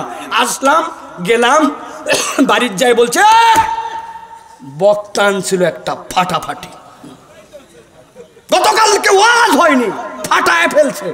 এখন বউ জিজ্ঞাসা করছে আচ্ছা তুমি এত যে প্রশংসা করতেছো, কি ফাটালো?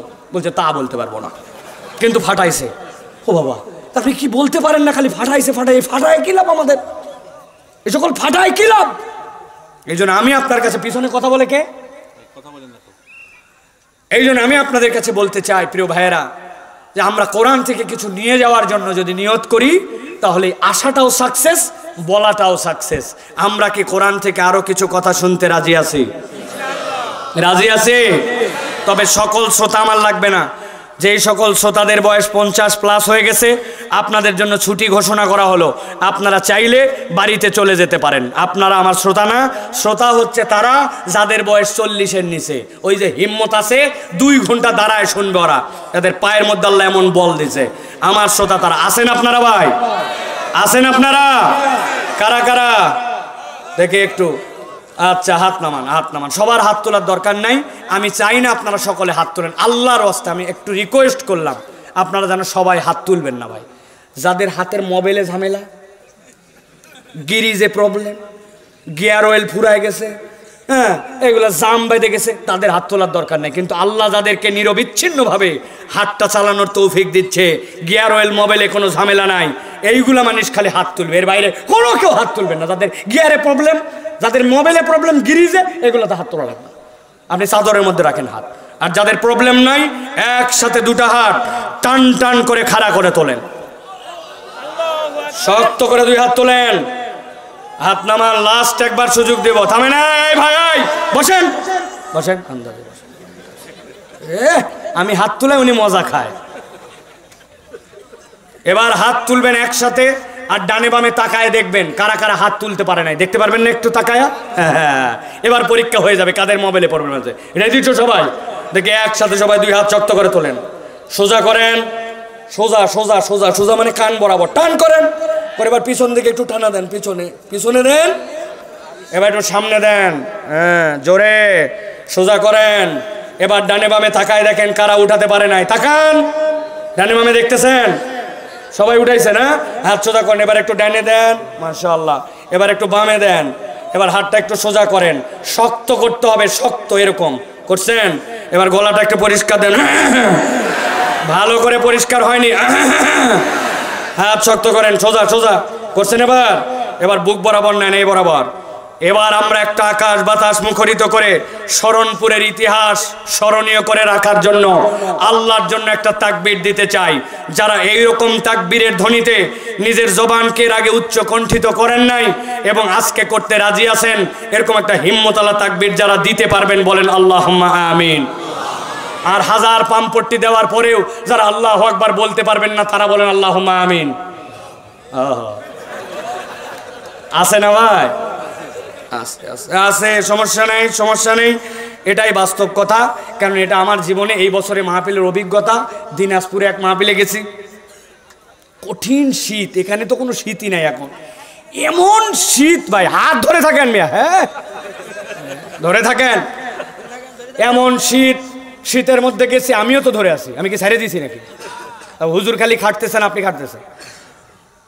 চিন্তা করলাম যে এত মানুষ, কিন্তু কুয়াশায় কিচ্ছু দেখা যায় না, এই মানুষগুলোকে একটুখানি গরম করা দরকার। বললাম ভাই, জীবনে এরকম হিম্মত করে তাকবীর দেন নাই, আল্লাহর জন্য একটা তাকবীর দিতে হবে, দ্বীনের জন্য একটা তাকবীর দিতে হবে, এই দেশকে হিন্দুত্ববাদের বিরুদ্ধে রুখে দাঁড়ানোর জন্য তাকবীর দিতে হবে, দিল থেকে একটা তাকবীর। এমন কোনো পাম নাই যেই পাম আমি দেই নাই, দিয়েটি আমি তাকবীর দিচ্ছি লিল্লাহে তাকবীর। সামনে ছিল এক মুরব্বী, তাকায় দেখে উত্তর দিচ্ছে আল্লাহ। ওই দিন বুঝছি ভাই, পাম দিয়া কাম হবে না, ঠিক না? এটা দিল থেকে আসা লাগবে, পাম দিলে কাম হবে। কারণ এখানে অনেক মুরব্বী আছে, আপনি যত যাই বলেন লিল্লাহে তাকবীর, আল্লাহ তো তাকবীর দর আছে না ভাই? উনারা বাদ, যারা বুক বরাবর টান টান টান করে ধরছেন, ধরছেন এবার। আমি যখন বলবো লিল্লাহে তাকবীর, তখন হাত দুটো আসমানের দিকে ছুঁড়ে দিয়ে বলতে হবে আল্লাহু আকবার। যারা যারা রাস্তায় ঘুরে, যারা যারা বাড়িতে আসে, ওরা মনে করতেছে না না রাত গভীর হয়ে গেছে, লোকজন কিছু নাই।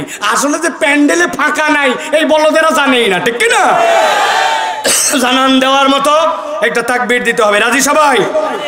পারবেন তো ইনশাআল্লাহ? দেখি একটা তাকবীর দেন, লিল্লাহে তাকবীর, লিল্লাহে তাকবীর। আল কোরআনের আলো, আল হাদিসের আলো, তোমার নেতা আমার নেতা, তোমার নেতা আমার নেতা, আলেম ওলামা যেখানে, আল্লাহর আইন যেখানে, লিল্লাহে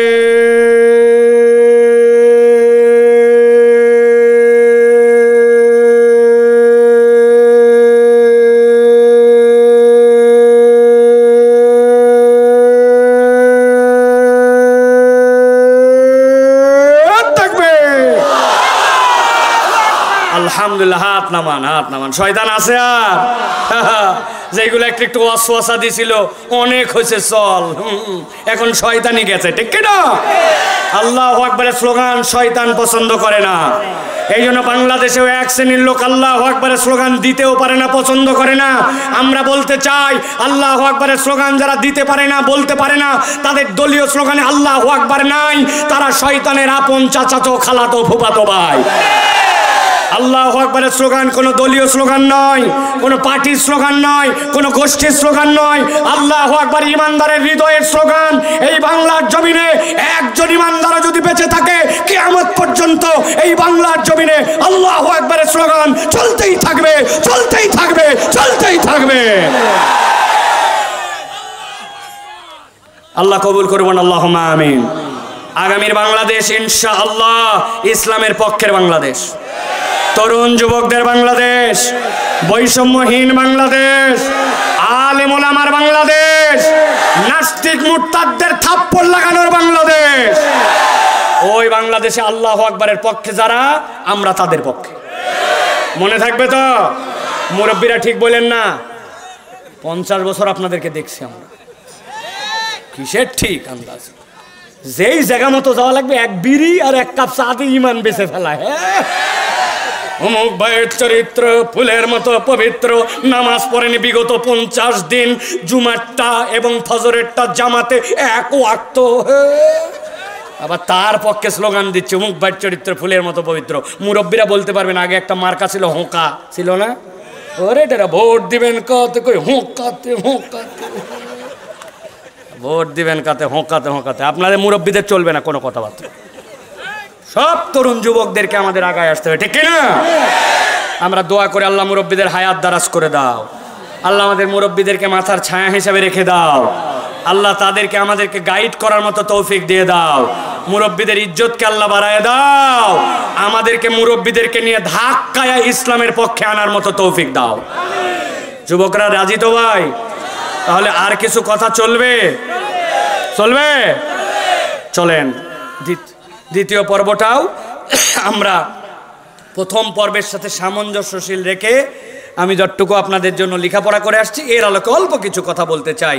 আমরা বিতাড়িত মরদুদ শয়তান থেকে আশ্রয় প্রার্থনা করে সমস্বরে একসাথে কোনো রকম জড়তা না রেখে সবাই আপনারা লাউডলি আল্লাহর কাছে আমরা আশ্রয় প্রার্থনা করে সকলে পড়েন, আউযু বিল্লাহি মিনাশ শাইতানির রাজিম, বিসমিল্লাহির রহমানির রহিম, আলিফ লাম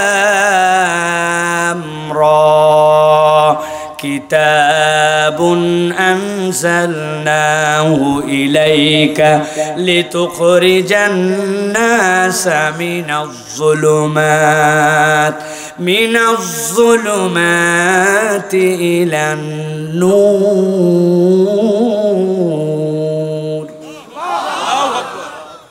আমরা এখন যে পর্বে কথা শুনবো সেটি হচ্ছে, দুনিয়াতে আমরা স্বীকার করে নিয়েছি যে কোরআন ছাড়া পরিবর্তনের কোনো সুযোগ নাই, আল্লাহর দেখানো এটাই আমাদের জন্য নির্দেশনা। কিন্তু একজন মানুষের জীবনে কোরআনের সাথে সম্পৃক্ততার, কোরআন সুন্নাহর আলোকে আসলে প্রয়োজন কয়টা, এটা আমরা অনেকেই জানি না, ঠিক না ভাই?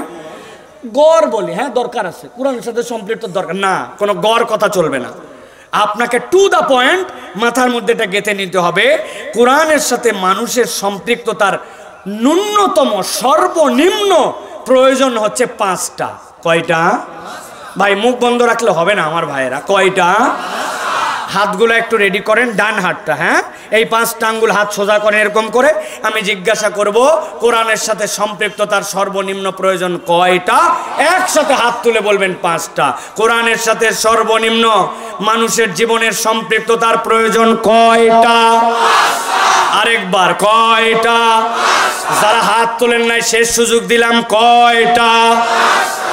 মাশাআল্লাহ, আল্লাহ কবুল করবেন, আল্লাহুম্মা আমিন। আমরা এই 5টা কারণ 20-25 মিনিটের মধ্যে শুনে আমল করার নিয়ত করে বাড়িতে চলে যাব ইনশাআল্লাহ। 1 নম্বরে আল্লাহ রাব্বুল আলামিন বলছেন, মানুষ যদি সত্যিকার অর্থে তার পথের একটা দিশা খুঁজে পেতে চায়, আল্লাহ বলছেন কোরআন ছাড়া তোমার কোনো উপায় নাই। আল্লাহ রাব্বুল আমিন বলছেন আলিফ লাম রা, গভীর মনোযোগে খেয়াল করেন, মুখস্থ রাখেন। কোরআনের 29টা সূরার শুরুতে আল্লাহ রাব্বুল আলামিন এই সকল আল হুরুফ আল মুকাত্তাআত ব্যবহার করেছেন। ওইগুলাকে আল আয়াত আল মুতাশাবিহাত বলা হয়। ওইগুলার অর্থ কেউ জানে না। আব্দুল্লাহ ইবনে আব্বাস বলতেছেন ওয়াল্লাহু আ'লামু বিমুরাদিহি, রব্বুল আলামিন ছাড়া এর কেউ অর্থ জানে না। কিন্তু অবাক হয়ে যাবেন শুনলে আপনি, 29টা সূরার মধ্যে 26টা সূরা এরকম আছে যেখানে আল্লাহ এরকম মানুষ জানে না এরকম অক্ষর ব্যবহার করেছেন। কিন্তু এরপরে রব্বুল আলামিন যে আয়াত দিয়েছেন সেইখানে কোরআনের পরিচয় আল্লাহ তুলে ধরেছেন। আল্লাহ বলছেন আলিফ লাম মিম, এরপরে বলছেন যালিকাল কিতাবুল লা রাইবা ফি, কোরআনের পরিচয়। আল্লাহ বলছেন ইয়াসিন, আল্লাহ বলছেন জানো না অর্থ কি, কিন্তু আল্লাহ বলছেন ওয়াল কোরআনিল হাকিম, কোরআনের পরিচয় আল্লাহ এরপরে তুলে ধরেছেন। আল্লাহ বলছেন আলিফ লাম রা, এরপরে বলছেন কিতাবুন আনজালনাহু ইলাইক। রব্বুল আলামিন এইভাবে কোরআনের পরিচয় দিয়েছেন। মুফাসসিররা ব্যাখ্যা করছেন আল্লাহ বান্দাকে অক্ষম করে দিলেন, এই তুমি কত গণিত পারো, কত জ্ঞান তোমার, কত আরবির পণ্ডিত্য, কিচ্ছু তুমি জানো না। আলিফ লাম রা, আলিফ লাম মিম হামিম, আল্লাহ এগুলা বলে বান্দাকে আটকায় দিলেন।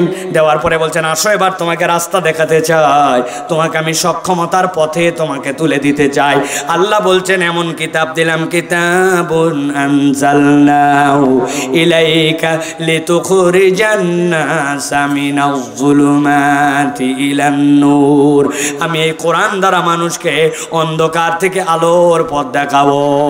ওই আলোর পথ হচ্ছে জাহালতের পরের পথ, আর ওই অন্ধকার পথ হচ্ছে নবীজির সময় জাহালতের পথ। চিৎকার করে সবাই মিলে বলেন আইয়ামে জাহেলিয়াত বলার কারণ ছিল কয়টা? আল্লাহ রাব্বুল আমিন বলছেন, এবার খেয়াল করেন সূরা মায়েদা 16 নম্বর আয়াত। আল্লাহ বলছেন আমি তো পথ দেখাবো, কিন্তু পথটা পাবে কারা, পথের দিশাটা হবে কেমন করে? আল্লাহ বলছেন ইয়াহদি বিহিল্লাহু মান ইত্তাবা রিদওয়ানাহু সুবুলাস সালাম ওয়া ইখরিজুহুম মিনাজ যুলুমাতি ইলান নূর। আল্লাহ বলছেন দুনিয়ার মানুষ, এই কোরআন তাদের জন্য হেদায়েত হবে। ইয়াহদি বিহিল্লাহু মান ইত্তাবা রিদওয়ানাহু, পথ এইটা থাকবে, কিন্তু ইসলামকে তুমি গ্রহণ করেছো কিনা এইটা তোমাকে অন্তর থেকে স্বীকারোক্তি দেওয়ার পরে মুখ দিয়ে প্রকাশ করে আচরণে তোমাকে প্রমাণ দিতে হবে। ফাও ফাও দাবি করলে এই কোরআনের পথ তোমাকে পথ দিশা দেখাবে না। এই দেশে এরকম লোক ছিল, দেখেন তো চিনতে পারেন কিনা, ফজরের নামাজের পরে যায় নামাজ খুঁজতো, আরেকজন তো রাতভর 70 রাকাতের উপরে তাহাজ্জুদ পড়ে ফেলাতো, ছিল তো। কিন্তু ওই লোকগুলা কি করছে, আলেমদেরকে বেছে বেছে মিথ্যা মামলায় ফাঁসায় দিয়েছে, ভুয়া সাক্ষী জোগাড় করেছে, মিথ্যা বিচার কোর্ট বানাইছে, দেশের শ্রেষ্ঠ আলেমদেরকে, শ্রেষ্ঠ মানুষগুলাকে হত্যা করে ফেলতে পর্যন্ত কার্পণ্যবোধ করে নাই। তার মানে বোঝা যায় তার ইমানের দাবি উপরে উপরে, ইমানটা তার হৃদয়ে কখনো আসে না। ঠিক না? আল্লাহ রাব্বুল আমিন এই জন্য বলছেন বান্দা তুমি যদি পথের দিশা পেতে চাও তাহলে তোমার হৃদয় থেকে কোরআনকে গ্রহণ করতে হবে, অন্তর থেকে ওই কোরআনের গ্রহণ করার পরে তোমার মুখ যেরকম রিফ্লেক্ট করবে ওইটার, তোমার দুনিয়াবি যে কাজ থাকবে সেইটার চর্চার মধ্যে তোমাকে ঢুকতে হবে। কেবলমাত্র তুমি যদি ফাও ফাও দাবি করো আমি ইমানদার, তাহলে এই ইমানের দাবির আল্লাহর কাছে কোনো দাম নাই। আর একটা জিনিস আপনাদেরকে বুঝাই দিয়ে যাই, সারা জীবন আর ভুলবেন না, আপনি যখন বলেন আশহাদু আল্লা ইলাহা ইল্লাল্লাহ, তার মানে আপনি সাক্ষ্য দিচ্ছেন আল্লাহ রাব্বুল আমিনের প্রতি। কিন্তু আবার যখন আপনি ভিন্নভাবে বলেন আমানতু বিল্লাহি ওয়া মালাইকাতি ওয়া কুতুবিহি, আশহাদু আল্লা ইলাহা ইল্লাল্লাহ আর আমানতু বিল্লাহর মধ্যে পার্থক্য আছে। আশহাদু আল্লাহ মানে সাক্ষ্য দেই, আর আমানতু মানে সাক্ষ্য দেই না। আমানতু মানে আমি রব্বুল আলামিন তোমার প্রতি বিশ্বাস এনে ফেললাম, তোমাকে মেনে নিলাম, ওয়া মালাইকাতি ফেরেশতাদেরকে মেনে নিলাম, ওয়া কুতুবি এই কিতাবের ভিতরে যা কিছু আছে সবগুলা মেনে নিলাম। একটার নাম সাক্ষ্য আর একটার নাম হচ্ছে মেনে নেওয়া, দুইটা কি কখনো এক হতে পারে? তাহলে কোনো ব্যক্তি যদি বলে হুজুর এই কোরআনুল কারীমের 15 পারা পর্যন্ত আমি গবেষণা করে দেখেছি, দেখার পরে বুঝেছি 15 পারার ব্যাপারে আমার কোনো মন্তব্য নাই, বাকিগুলো এখনো আমার গবেষণাধীন, এই জন্য এই পণ্ডিতকে আপনি কি বলবেন? 50% মুসলমান। কত পার্সেন্ট? 0। আরেকজন বলছে পুরাটা বুঝা লালছি, কেবলমাত্র ওই শেষের সূরার নাসটা আমার একটুখানি মন্তব্যের মধ্যে আছে, ওটা পড়ে টরে দেখতে হবে আমাকে, তাহলে বলবেন ওই ব্যক্তি 99% মুসলমান। কত পার্সেন্ট? জোরে বলেন। 0। ওই লোক আমানতু বিল্লাহি ওয়া মালাইকাতিহি ওয়া কুতুবিহি বলেছে, কিন্তু সে যদি কিতাবের একটা অংশ না মানে তাহলে তার 0% ঈমান। ওই লোকের আর বাঁচার কোনো উপায় নাই, ঠিক না? কিন্তু একটা উপায় আছে, সেইটা আমি অনেক চিন্তা ভাবনা করে বের করছি। আপনারা যদি রাজি থাকেন আজকের মাহফিলে সেইটা বলে দিতে চাই। বলবো? সবাইকে বলতে হবে, বলে দিব। কিন্তু ফিরি ফিরি বলা যাবে না ভাই, যাওয়ার সময় মুসাফা করে 50টা টাকা করে দেওয়া লাগবে। বলবে হুজুর খুচরা নাই, মাহফিলের প্যাকেটের মধ্যে দিয়ে ফেলাইছে, হুজুর কি টাকা না দিয়ে আনছি নাকি, আবার 50 টাকা করে নিবে, এইগুলা বলা যাবে না। 50 টাকা দিতে রাজি আছেন? বিরাট ব্যাপার। বাঁচার একটা উপায় বের করছি, দেখেন। আপনাদের যদি পছন্দ হয় তাহলে টাকা দিয়েন। এখন থেকে আমরা বলবো, যখন কালেমা পড়বো তখন বলবো আমানতু বিল্লাহি ওয়া মালাইকাতিহি ওয়া কিছু কিছু কুতুবিহি, অথবা বুদ্ধি করে বলবো আমানতু বিল্লাহি ওয়া মালাইকাতিহি ওয়া যদ্দুর বুঝি তদ্দুর কুতুবিহি। কবরে যাওয়ার ফেরেশতা ধরছে, তুই ইসলামের কতক বিধান মানছিস আর মানিস নাই, বলতে বললেই হবে নাকি? আমি মনিরামপুর থেকে বলে আইছিলাম যদ্দুর বুঝি তদ্দুর কুতুবিহি। একটা পিটন মাটিত পড়বে। যেই হুজুর এই বুদ্ধি শিখাবে ওই হুজুর সহ মার খাবে, ঠিক কিনা? এই জন্য আমি আপনার কাছে বললাম, প্রিয় ভাইয়েরা, কোরআন আপনাকে পথের দিশা দিবে, তবে আপনার ইচ্ছা মতো কোরআন মানা যাবে না, কোরআনের ইচ্ছার কাছে আপনাকে সমর্পিত হতে হবে, ঠিক কিনা? আপনার ইচ্ছায় কোরআন চলবে না, কোরআনের ইচ্ছায় আপনাকে চলতে হবে। যদি এইটা কেউ শপথ নিতে পারে, আল্লাহ রাব্বুল আলামিন ওই ব্যক্তিকে পথের দিশা দেখাবেন। তাহলে পথের দিশা যদি পেতে চাই, কোরআন ছাড়া আমার কোনো বিকল্প নাই। এইটার প্রতি শতভাগ ঈমান আমাদের আনা হয়েছে। তো এবার চলেন 2 নম্বর কারণ, খুবই গুরুত্বপূর্ণ।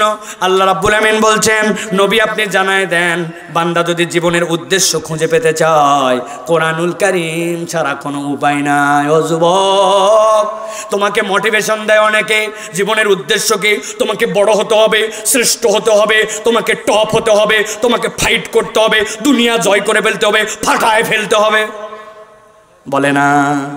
এই যে ফাটায় ফেলতে হবে বলে, এইটা পুরাপুরি একটা শয়তানি চক্রান্ত। কেননা ইসলাম আপনাকে কখনো একজনের সাথে আরেকজনের প্রতিদ্বন্দ্বী বানায় দেয় না। ইসলাম প্রতিদ্বন্দ্বিতা শেখায় না, ইসলাম শিখাইছে সহযোগিতা। আল্লাহ বলছেন তাআওয়ানু আলাল বিররি ওয়াল তাআওয়ানু আলাল বিররি ওয়াত তাকওয়া ওয়া লা তাআওয়ানু আলাল ইসমি ওয়াল উদওয়ান। ও বান্দা, আমি তোমাকে সহযোগী বানালাম। আল্লাহ বলছেন জীবনের উদ্দেশ্য বুঝাই যুবক, জীবনের উদ্দেশ্য ঠিক করো। আল্লাহ বলছেন কোরআনুল কারীমের মধ্যে, আল্লাযী খালাকাল মাউতা ওয়াল হায়াতা লিয়াবলুয়াকুম আইয়ুকুম আহসানু আমালা। আল্লাহ বলছেন, দুনিয়ার মানুষ, আমি রব্বুল আমিন তোমাকে মৃত্যু দিলাম, তোমাকে জীবন দিলাম, আর এইটার কারণ তোমাকে দিলাম আইয়ুকুম আহসানু আমালা। ও মুরব্বি, ও আমার বুবা বাবাজিরা, কেউ কি এখানে একজন আছেন, আমরা তো একদম মিসকিন আমলের দিক দিয়ে, আপনারা তো অনেক আগের থেকে আমল করেন, পীরাউলিয়াদের সহবত পেয়েছেন, এই অঞ্চলে ফুরফুরা হুজুরদের বিরাট প্রভাব, ঠিক না ভাই?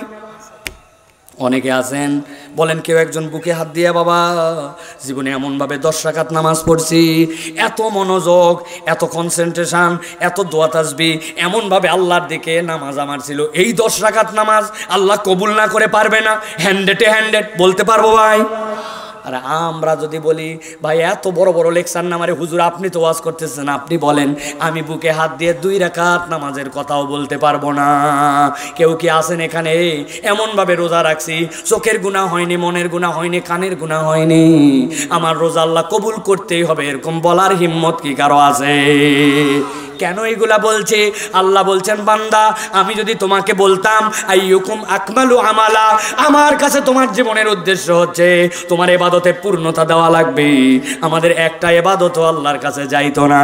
কিন্তু আল্লাহ সহজ করে বললেন আমার বান্দা তোর মন অন্যদিকে চলে যাবে, আবার নামাজের মধ্যে নিয়ে আয়, তোর মন নামাজ থেকে গাফেল করবে, আবার তুই নামাজি হ, তোর মুখ দিয়ে মিথ্যা বেরিয়ে যেতে পারে, এরপরে তওবা করে মিথ্যার থেকে আবার লাইন মতো আয়। আমি আল্লাহ বললাম আমি তোর পূর্ণতা দেখব না, যেই আল্লাহ জীবন দেয় যেই আল্লাহ মারে ওই আল্লাহ বলছেন আইয়ুকুম আহসানু আমালা, আমার জন্য কেউ উত্তম করে করতে পারে, আমি আল্লাহ এইটাই দেখতে চাই। বান্দা যদি রবের দয়া এইটা একবার কল্পনা করে তাহলে তার জীবনের সব কিছুর মধ্যে আনন্দ খুঁজে পাবে, ঠিক কি না? আল্লাহ রাব্বুল আমিন বলছেন মানুষের জীবনের আরেকটা উদ্দেশ্য আছে। আমার তরুণ যুবকদের জন্য এই কথাটি বলি। আল্লাহ বলতেছেন ভালো করে খেয়াল করেন, আল্লাহ বলছেন কুনতুম খায়রা উম্মাতিন উখরিজাত লিন-নাস তা'মুরুনা বিল মারুফি ওয়া তানহাউনা আনিল মুনকার। এই দুনিয়ার মানুষ আমি আল্লাহ তোমাদেরকে শ্রেষ্ঠ জাতি বানালাম। কেন শ্রেষ্ঠ জাতি বানালাম? যশোর অঞ্চলে বিশাল ডায়লগ, নিজে বাঁচলে বাপের নাম আছে না ভাই? এই ডায়লগটা একটা শয়তানি ডায়লগ। ইসলাম বলছে কুনতুম খায়রা উম্মাহ, আমি আল্লাহ ডিক্লার দিলাম তুমি শ্রেষ্ঠ। কি দিয়ে শ্রেষ্ঠ? উখরিজাত লিন-নাস, তোমাকে তোমার পার্সোনালের জন্য সৃষ্টি করা হয় নাই, তোমাকে সৃষ্টি করা হয়েছে মানুষের জন্য, অপর মানুষের কল্যাণের জন্য। সুবহানাল্লাহ। আল্লাহ বলছেন অপর মানুষের কল্যাণের জন্য সৃষ্টি করা হলো তোমার ডিউটি কি? আল্লাহ বলছেন তোমার ডিউটি কোরআন তোমাকে বুঝায় দিচ্ছে তা'মুরুনা বিল মা'রুফি ওয়া তানহাউনা আনিল মুনকার। এক নম্বর দায়িত্ব মানুষকে সৎ কাজের আদেশ করা আর মানুষকে অন্যায় থেকে ফেরানো। বুকে হাত দিয়ে বলেন আমাদের সমাজে কিছু সৎ কাজের আদেশ থাকলেও মানুষ অন্যায় থেকে মানুষকে আর ফেরায় না। কে ফিরায়? কই আপনি কোনোদিন তো গান বন্ধ করার জন্য গেলেন না, অন্যায়ের পরে অন্যায় হয়ে গেল, আপনি চিন্তা করলেন রাগ বাবা ঝামেলা বাড়ানোর দরকার নাই, বলে কিনা? এলাকার ছেলেগুলা বিড়িখোর হয়ে গেল, গাঁজাখোর হয়ে গেল, আপনি মনে করছেন আমার ছেলে না বাবা, মানুষের ছেলেকে বলে অযথাই ঝামেলা বাড়াতে যাব কেন? বলতে যায় না। যেইগুলা লিডার আপনি বলেন ওই লিডাররা অবশ্য যারা বিড়ি খায় তাদেরকে কিছু বলে না, তার কারণ উনি অনেক আগের থেকে বিড়ি খাওয়া বাদ দিয়েছে, ঠিক কিনা? মনে করছেন বিড়ি খাওয়া বাদ দিয়ে আল্লাহর ওলি হয়ে গেছে? জি না, না না না, বিড়ি খায় না বাবা। এখন বিড়ি নিয়ে আছে ভিতরের মাল ফেলায় দেয়, ফেলায় পকেটেতে পুরিয়া বার করে করে কুচকুচ করে কাটে, ওর মধ্যে মাল ভরায় ডায়লগ দেয়, এক টানেতে যেমন তেমন, দুই টানেতে রাজা। মনিরামপুর অঞ্চলে উহার নাম ও বাবা সবাই জানে যে গাঁজা খোর লিডার আপনার কেমনে বিড়ি খোররে মানা করবে, ঠিক না? ভালো করে বুঝেন, আমি আর বেশি কথা বলবো না। এই হাদিসটা ভালো করে আপনার বুঝে নিয়ে মাথায় যেতে হবে। আল্লাহ নবী সাল্লাল্লাহু আলাইহি ওয়াসাল্লাম বলছেন মান রাআ মিনকুম মুনকারান ফালিয়াতাগায়্যারহু বিয়াদিহি ফাইন লাম ইস্তাতি' ফাবিলিসানিহি ফাইন লাম ইস্তাতি' ফাবিকলবিহি ওয়া যালিকা আযাফুল ঈমান। তোমাদের মধ্যে কেউ যদি অন্যায় দেখো, প্রথমে তোমাকে প্রতিবাদ করতে হবে শক্তি দিয়া, না পারলে মুখ দিয়া, না পারলে অন্তর দিয়া, আর অন্তর দিয়ে যেটা ঘৃণা করবে ওটা ঈমানের সর্বনিম্ন স্তর, এরপর আর ঈমান নাই। এই হাদিস কি শুনেছেন আপনারা? এখন শুনছেন তো ভালো, আমল করছেন কেমনে? নবী বলছে উপর থেকে আমলের কথা, উনি শুরু করছে নিচের দিক থেকে। কোনো কিছু খারাপ দেখলে বলে আস্তাগফিরুল্লাহ, আমি এর সাথে নাই, আমি এগুলা লাইক করি না, আছে না? আর মনে করতেছে আমি শ্রেষ্ঠ, আমি আল্লাহ রাব্বুল আমিনের শ্রেষ্ঠত্ব ধরে রাখছে। আপনি বুঝেন নাই হাদিসের মানে। একটা উদাহরণ দেই, সারা জীবন মনে রাখবেন। আপনাদের মসজিদে 3টা ধাপ সিঁড়ি দিয়ে মসজিদে ওঠা লাগে। ইমাম সাহেব একদিন এসে ফজরের সময় দেখে মসজিদের নিচের ধাপের যেই সিঁড়ি, ওই সিঁড়ির মধ্যে একটা কুত্তা মরে গেছে। ইমাম সাহেব চিন্তা করছে কুত্তার মরার জায়গা পেল না, আস্তাগফিরুল্লাহ, স্যান্ডেলটা কোনো রকম দূরে খুলে লাফ দিয়ে মসজিদের ভিতরে ঢুকেছে। ফজরের যে কয়টা মুসল্লি সে কয়টায় লাফ দিয়ে ভিতরে গেছে। নামাজ পড়ার পর সকলে উঁসখুঁস। ইমাম সাহেব বলছে কেউ যাবেন না, নামাজের পর একটুখানি দোয়া হবে, কুত্তা সরানোর জন্য দোয়া হবে। ফজরের পরে সকল মুসল্লি হাত তুলছে, রব্বুল আলামিন আমরা ফজরের মুসল্লি, একটা কুত্তা মরার জায়গা পেল না, মসজিদের সিঁড়িতে মরল। আল্লাহ আল্লাহ দয়া করে তুমি কুত্তাটা উঠায় নাও। দোয়া করে ফজরের সব মুসল্লি চলে গেছে। ওই দিন আবার রোদ উঠছে, রে রোদ, কুত্তার গায়ে লাগে পেট ফুলে, কোনার দিক থেকে একটু জোহর হতে হতে ফুটা হয়ে গেছে। ইমাম সাহেব এসে দেখে কুত্তা আগের মতো নাই, কুত্তা তখন গন্ধ ছড়াচ্ছে, নাক ধরে বলছে আস্তাগফিরুল্লাহ আল-আযীম, আমি এগুলা পছন্দ করি না। এরপরে জুতা রেখে লাফ দিয়ে যে মসজিদে ঢুকছে 50 জন মুসল্লি। চিন্তা করছে ফজরে দোয়া করলাম ভিআইপি মুসল্লি দিয়ে, একজন মুসল্লি বলছে আজগবি দোয়ায় কাজ হবে নাকি? ওই সময় তাবারক ছিল দোয়াতে। বলছে কথা তো ঠিক, তাহলে আসরের সময় বিরিয়ানি দিয়ে কুত্তা সরানোর জন্য দোয়া হবে। আসরের সময় যদি বিরিয়ানি দিয়ে দোয়া হয়, বুঝে থাকলে বলেন, এইরকম করে যদি একদিন পার হয়, কুত্তা এমন ভাবে গলে যাবে, সিঁড়ির থেকে আসপাস দুর্গন্ধ ছড়াবে, মসজিদে ঢোকাই কঠিন হয়ে যেতে পারে, ঠিক না? কেন বুঝাইছে এই কথা? আপনি ঘৃণা করেন অন্তর দিয়ে, আপনার ঘৃণা করার তখন দায়িত্ব ছিল না। আস্তাগফিরুল্লাহ বলে কাজ হবে না। ইমাম সাহেব বলতো, সভাপতি সাহেব আমার সাথে পরিচয় নাই, কিন্তু আপনি তাড়াতাড়ি কুত্তা সরানোর জন্য ব্যবস্থা করেন। সভাপতি মিউনিসিপ্যালিটি, পৌরসভা অথবা যেইখানকার দায়িত্বশীল তার কাছে ফোন দিয়ে বলতে হয় তাড়াতাড়ি সরাও, সকাল থেকে কুত্তা ডিস্টার্ব করছে। 2 বার ফোন দিছি, এর পরের বার আমাদের কাছে ভোট চাইতে এসে দেখো তুমি কুত্তা সরানো পারো না, তুমি আবার কিসের দায়িত্বশীল? আতঙ্কে ওই লোক পাওয়ার দেখাইছে, সাথে সাথে সরে গেছে। যেই লোক মুখে বলতে পারছে সে বলছে, আর যার মনের ঘৃণা সে মনে ঘৃণা করছে। এখন সব বাদ দিয়ে সবাই মিলে যদি খালি আস্তাগফিরুল্লাহ কুত্তা গন্ধ এইটা বলে, তাহলে ওই কুত্তাটা মসজিদে যাওয়া বন্ধ করে দিবে। আমি মসজিদে উদাহরণ দিয়ে বুঝালাম, সমাজে যদি আমরু বিল মারুফের সাথে নাহি আনিল মুনকার না থাকে, ওই সমাজ দিয়ে এমন গন্ধ বের হবে, আপনি যত বড় হুজুর হন আর ইসলামপন্থী হন, ওই গন্ধের বাইরে আপনিও থাকতে পারবেন না, ঠিক না? দেখেন না সমাজ কেমন হয়েছে? বাচ্চা কাচ্চা আগে পিতামাতাকে দেখে ভয় করত, এখন পিতামাতা বাচ্চাকে দেখে ভয় করে। কথা বলেন। বাপরে সন্ধ্যার পরে বাড়িতে চলে আসিস, বলছে আর একবার যদি ফোন দিছো আজকে রাত্রে ফিরবই না। বলছে বাবা রাগ করিস না, যখন মন চাই তখন আসিস। আছে না এরকম বেয়াদব ছেলে এলাকায়? না। 200 টাকা দাও। কি জন্য 200 টাকা লাগবে? বলছে চুল কাটবো। বলছে চুল কাটতে মানুষের 30 টাকা লাগে। বলছে আমি যেমন তেমন চুল কাটি না, আমার চুল 3 তলা কাটিং। কুত্তার ডায়রিয়া হওয়ার পরে লেজ যখন রোদে শুকায়, এরপরে যে ছাট, ওই ছাট মারবো। বুঝেন নাই? কুত্তার অনেক সময় স্যাঁতস্যাঁরি পায়খানা হয়, দেখবেন তখন খোকসার পাতা চিবাই চিবাই খায়, ঘাস চিবাই চিবাই খায়। এরপরে কুত্তার ডায়রিয়া যখন ভালো হয়ে যায়, তখন রোদ লাগে, ওই যে স্যাঁতস্যাঁরা গু যেটা লাগছিল লেজের মধ্যে, ওই লোমগুলা তখন খাড়া খাড়া হয়ে যায়। এরপরে লেজ যখন বেঁকা হয়ে যায়, এদিক দিয়ে কোনো কিচ্ছু নাই, কিন্তু সাইড দিয়ে চুল অনেকগুলা দেখবেন এইরকম করে করে চুল কেটে ঘুরে বেড়ায়। ওটার নাম দিছি আমি কুত্তার ডায়রিয়া হওয়ার পরে লেজ শুকানি কাট। বাড়িতে আসে মা বলছে এটা কোনো চুল কাটা হলো নাকি? বলছে তুমি কি বুঝো স্মার্টনেসের? বেশি কথা বললে বাড়িতে থাকবো না। আজাগে না। এই বেয়াদবগুলা কেমনে পয়দা হলো? আমরু বিল মারুফ আর নাহি আনিল মুনকার নাই। নিজে বাঁচলে বাপের নাম মনে করে আপনি যখন নাক ধরে ধরে কেবল বলছেন এইটা খারাপ এইটা খারাপ, কিন্তু বাধা দেন নাই, তখন সমাজ থেকে দুর্গন্ধই কেবল বেরোবে না, আল্লাহর কাছে আমরা যে সম্মানিত সৃষ্টি, উম্মতের সম্মান আমরা হারায় ফেলবো।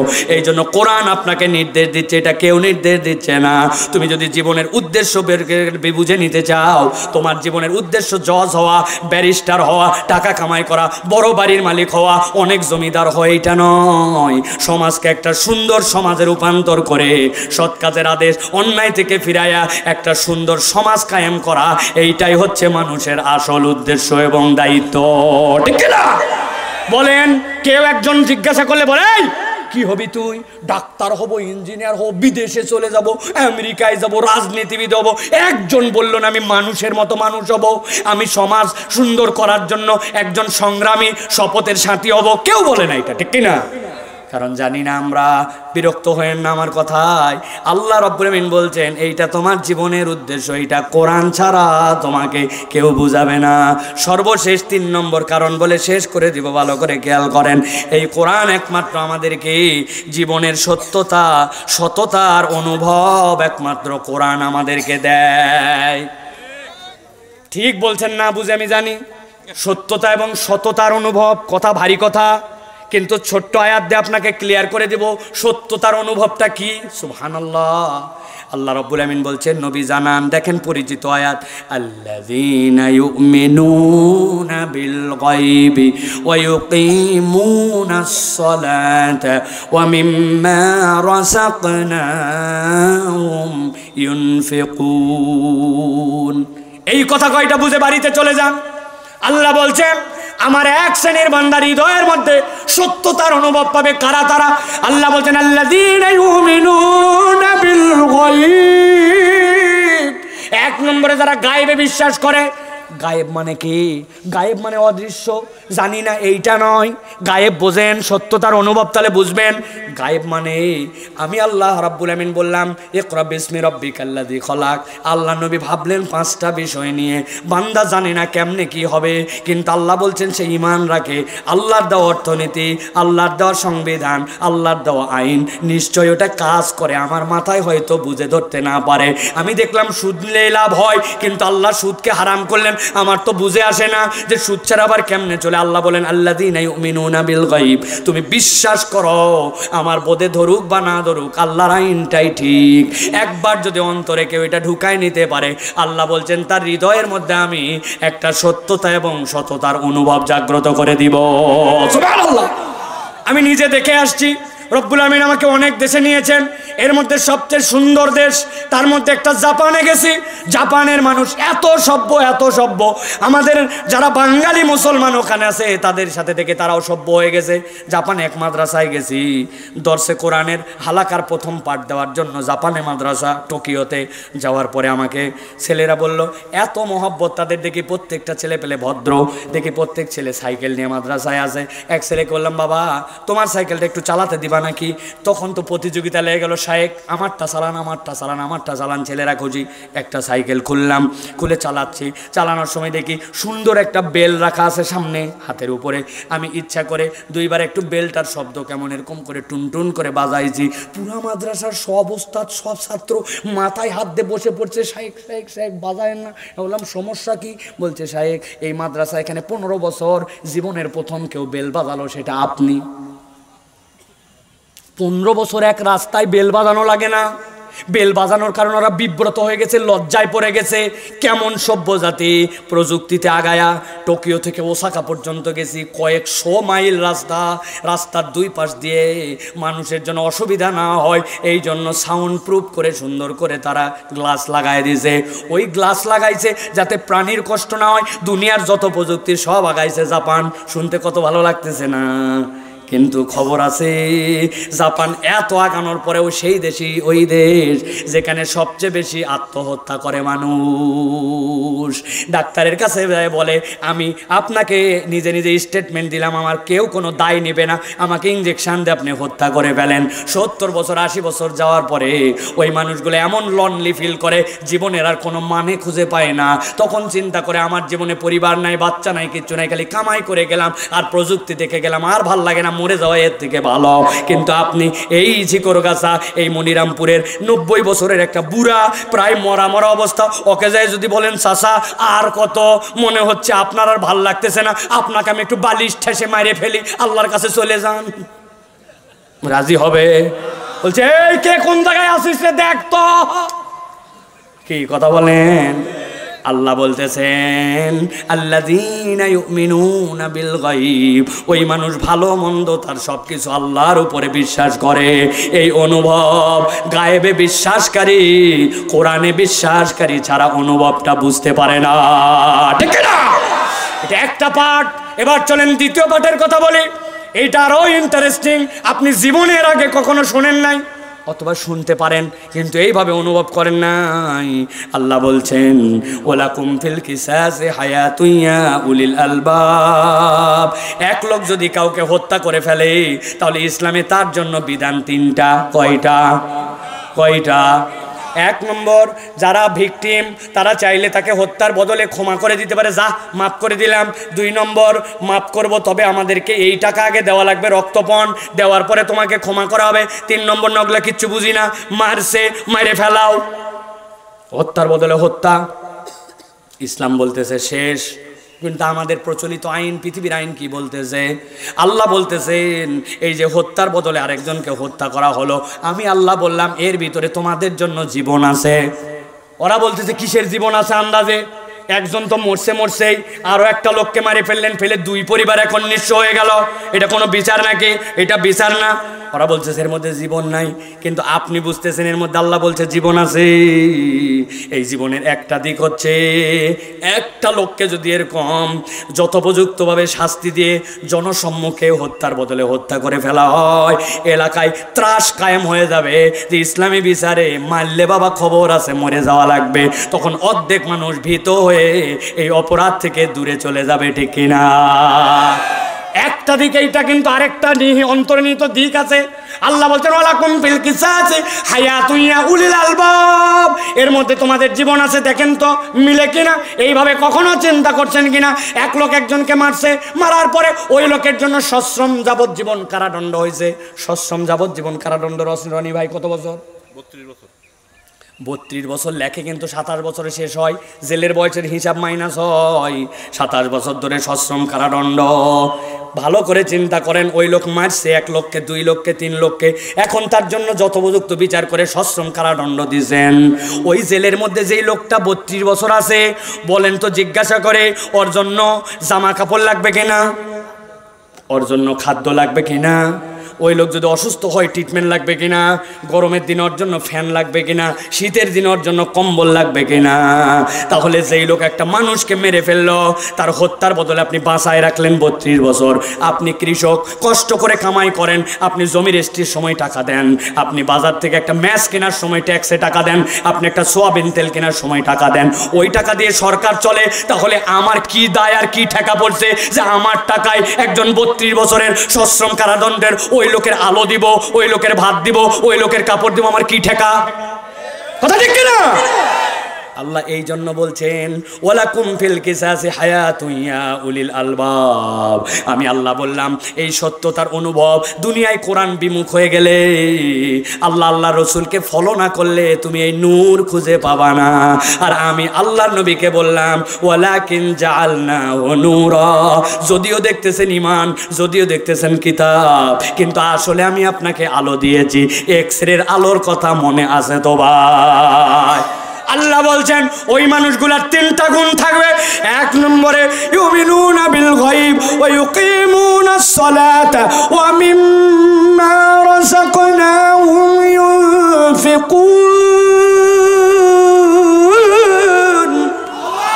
আল্লাহ বলছেন ও দুনিয়ার মানুষ, 2 নম্বরে এই মানুষগুলার মধ্যে একটা গুণ থাকবে, সেইটা কি? ইউকিমুনাস সালাহ, তারা নামাজ কায়েম করবে। ও বাবা, ফজর থেকে এসা পর্যন্ত নামাজ আমি কায়েম করি। আপনি নামাজ কায়েম বোঝেন নাই ভাই, সত্যতার অনুভব এই জন্য হৃদয়ে আসে নাই। আপনি নামাজে দাঁড়াইছেন, আপনি বিরাট বড় সুন্দর জামা কাপড় পরে হাজী সাহেব, বিরাট বড় টাকা পয়সা, ডান পাশে দাঁড়াইছে একজন কাঠুরিয়া, সারাদিন কাঠ কাটে, বগলের কাছে লাল হয়ে গেছে গেঞ্জি, কোমরের গামছাটা ছিঁড়া, অজু করে গাম হচ্ছে। আপনার ডান পাশে দাঁড়াইছে, বাম পাশে দাঁড়াইছে একজন ভ্যানওয়ালা, টকটক গা দিয়ে গন্ধ বের হয় বেচারির। এখন যে হাজী সাহেব এখানে দাঁড়াইছে, বলছে এই পিছা পিছা পিছা, 2জন পিছা পিছা।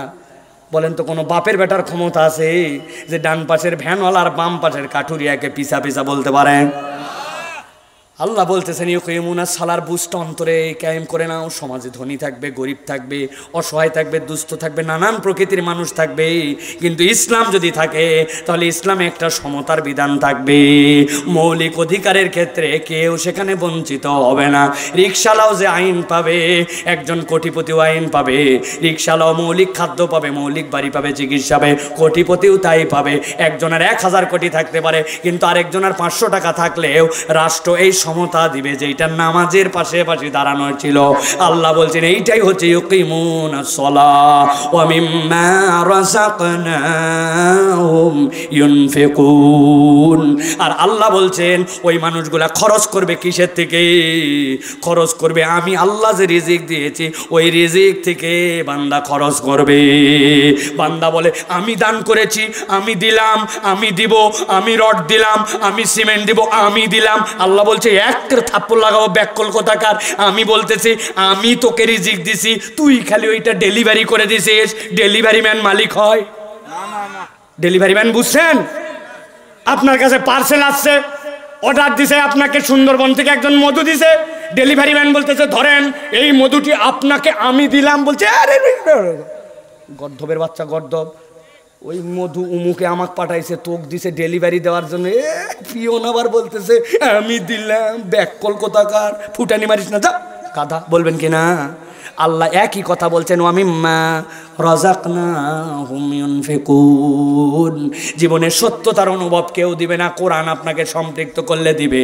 আল্লাহ বলছেন ওই মানুষগুলা আল্লাহর দেওয়া রিজিক থেকে দান করবে। শেষ একটা উদাহরণ দিয়ে দেই, তাহলে আপনার মাথাটা পরিষ্কার হয়ে যাবে। আপনারা যে ধান লাগান, এই যে সামনে ধানের ক্ষেত, ধানের ক্ষেতের মধ্যে বসে আছেন, ঠিক না ভাই? দেখেন তো যশোরে ধান লাগান, জমি টমি রেডি করে এরকম করে ধান নিয়ে আসে, পাইকারি ধরে ছিটায় দেন, ওখান থেকে ধানের গাছ হয়ে ধান বড় হয়ে যায়। তাই কেমনে ধান লাগান দেখেন। আমার সাথে যদি মিল থাকে তাহলে একটু হো বললেন। ঘুমাই গেছেন কারা কারা? হাত তোলেন। ভালো করে খেয়াল করেন।